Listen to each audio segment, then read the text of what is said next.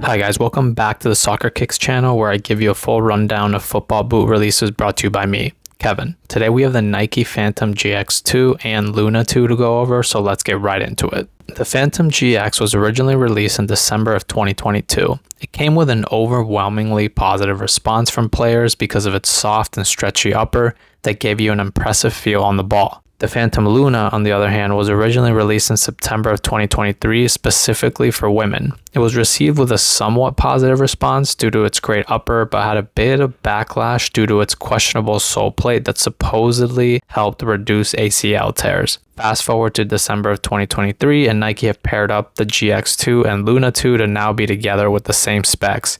The only difference between the two is that the Luna 2 has a collar. The price point for the GX2 currently sits at $260, while the Luna 2 sits at $285. The upper is still made up of Nike's grip knit that has waves coming off the forefoot strike zone.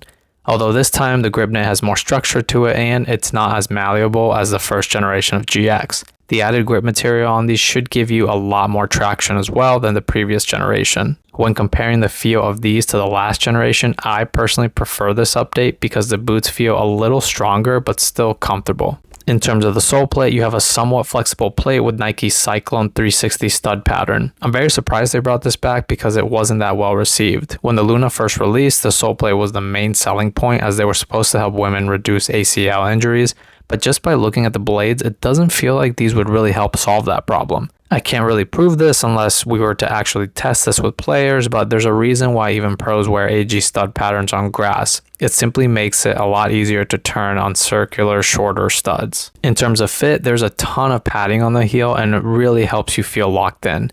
I haven't felt this much padding on a control boot since usually most brands opt for comfort. And I would argue this much padding may feel a bit too much on people, but I personally like it. Judging by the initial fit and feel, I would say these would probably take about 6 to 8 sessions to break in.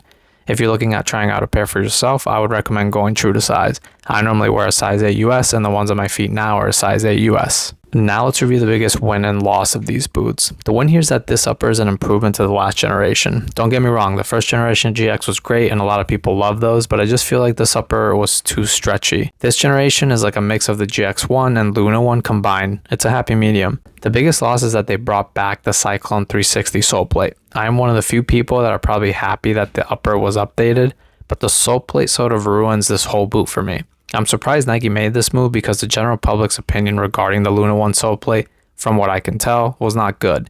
I think we all would rather have that GX1 sole plate. That's the Nike Phantom GX2 and Luna 2 for you. I'll leave a few links in the description in case you're interested in buying these. Thank you so much for watching. If you found this video helpful, please be sure to hit the like button and subscribe. If you have any other questions or opinions about these, leave them down below and I'll answer them as they come. See you on the next one.